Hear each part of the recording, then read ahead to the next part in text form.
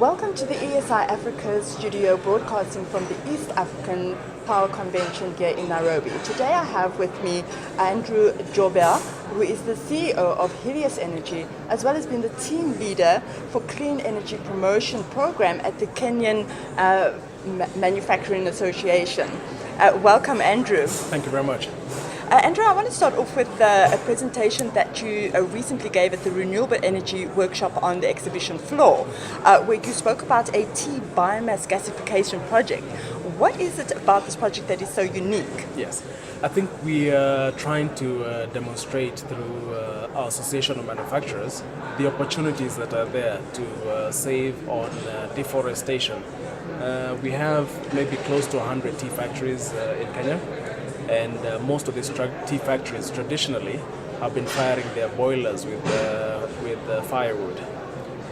So the goal with the message that we were bringing to the show today is that there's opportunities for doing waste to energy recycling using waste sawdust, waste bagasse from the sugar factories to manufacture briquettes that are used in the boilers as an alternative to firewood. So we had a couple of presentations today where we were showing some of our leading briquetting manufacturing companies and what they're doing to transform the energy usage in our tea factories.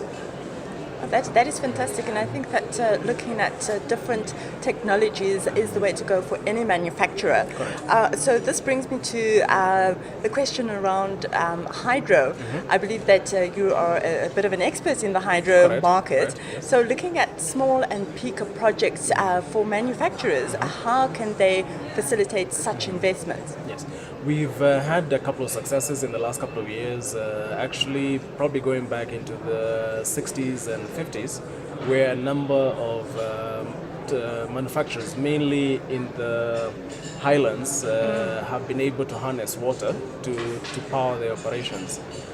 As Helios Energy, a couple of years ago, we embarked on the hydro segment, the Pico, mini and small hydro segment. And we've been able to assist a couple of processing companies, agribusiness companies, to be able to displace all the heavy fuel that they're using from diesel for powering their generators. So we've been able to bring a couple of hydros online. One particular one that we're working on now is a small 300 kilowatt mini hydro project where we'll be able to displace at least 1 megawatt worth of diesel generators.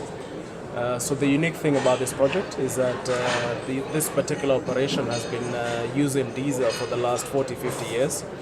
By bringing online this small hydro, they'll be able to win off 100% from their diesel use in their operations. Opportunities are definitely there in Kenya. We probably have at least 3-4 gigawatt potential for small hydros in this country.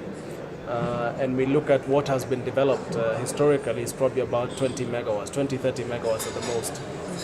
We commend what Kenya Tea Development Agency is doing with their small hydros. They now have about 8 or 9 projects for small hydros under development. Maybe 1 or 2 will come online this year and another 3 or 4 come online in the next couple of years. But I think the potential is enormous. 3 gigawatt opportunity, small hydros, maybe under construction 40-50 megawatts at the most currently in Kenya. So we like that area. We are looking to bring online more and more projects, both for manufacturers, agribusiness processors, and also for connection to the grid. You said that's mainly in the agricultural sector. Correct. Right. Yes. So, but looking at manufacturing in general, what is the low-hanging fruit that they can look at to reduce their energy consumption? Right. I think most of the things that we advocate for in energy efficiency, maybe 20% of the measures we ask are really behavioral changes, things that do not cost any money to implement. So those would be as simple as turning off your lights when you leave the office, turning off a certain machine if it's not in use. But I think if we look at the basics, opportunities that are there, it could be as simple as lighting retrofitting, or as simple as retrofitting compressors with more energy efficient compressors before we get now into the heavier investment items such as solar for rooftop. But we have a lot of opportunities in the manufacturing sector. We also advocating a lot in the building sector, commercial buildings. How they is energy efficiency being looked at during the design phase of new buildings? Is solar water heating being incorporated? Is LED lighting being incorporated in the design in the beginning? So those are things that we are advocating both in the private sector and also in the public sector. We are working a lot with the national government in putting policies in place to encourage more investments in energy efficiency. We're also working a lot with the county governments, specifically county governments from Mombasa to Machakos, Nairobi County, Kiambu County, Nakuru, Uasin Gishu County and Kisumu, just to pilot on a number of clean energy policies. And once those are successful, we'll move on into the other counties, the other 40 counties, remaining counties in Kenya, to be able to champion this climate change agenda.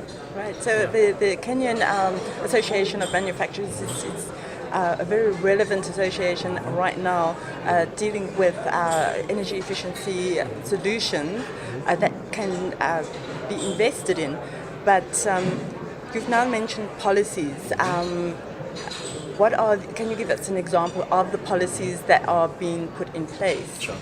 If you look at the national level, most recently and probably a landmark act that was passed in Kenya was the Climate Change Act, which was signed into law in May this year. Okay. This is a process that took maybe 6-7 years with different stakeholder engagements throughout the country.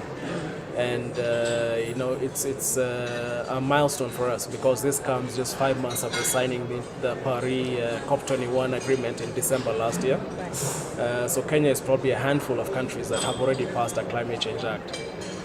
What that happens is that now it creates a framework on how different agencies in the country will be able to mobilize funding, both from the private sector, from the development partners, to be able to build resilience in our country on climate change issues. In the county government, we are advocating for more PPP projects, engagements between the county governments and the private sector. We know to develop most renewable energy and energy efficiency projects and to have sustainable development in our country, we need to have an enabling environment at the county government level, at the local government level. So what we're advocating for is clean energy policies, to say that the goals for the county, between now and 2020 or 2030, this is the direction we want to go. If we've been using so much firewood, these are the steps we want to take to reduce, and this is the role that we want to see the private sector playing in developing our counties. Everything that we are doing with our national government and county governments, we always look at sustainable development. While we are combating climate change, how many new industries are we creating? How many new job opportunities are we creating? How much private sector finance are we mobilizing to bring into our country for development? So that's on the policy level and looking at large manufacturers. I'm sure that there are a lot of smaller manufacturers out there. Is climate change a concern for them? Climate change is a concern. I think in Kenya we probably are seeing a lot of impacts as a result of climate change, changes in weather patterns. We are seeing this is probably the longest cold period we've had probably in our history in Kenya. Earlier in the year we had incidences of flooding, temperature increases. I think 2015 registered was probably the hottest year on record worldwide. So we are feeling the effects. Farmers are seeing low production as a result of impacts of climate change. Manufacturers have also appreciated what is happening globally. There's a lot of greening efforts going on in the manufacturing sector. We're looking at that whole resource usage area. How are we using our energy? Are we using it more efficiently? In terms of water resources, what are the opportunities for recycling water? So through CAM, what we've been able to do is also to embark on water audits to be able to assist some of our members and also the Kenyan private sector in looking at this water segment in addition to energy usage. Right, so you also touched on the nexus there as well, the water, energy, food nexus. Correct. I think that the association is definitely playing a very key role. Correct. Thank you so much for sharing that with us, Andrew. Thank you. You're most welcome. Thank you for watching. I'm Nicolette Komba-Pinseo, editor of ESI Africa, broadcasting from the East African Power Industry Convention.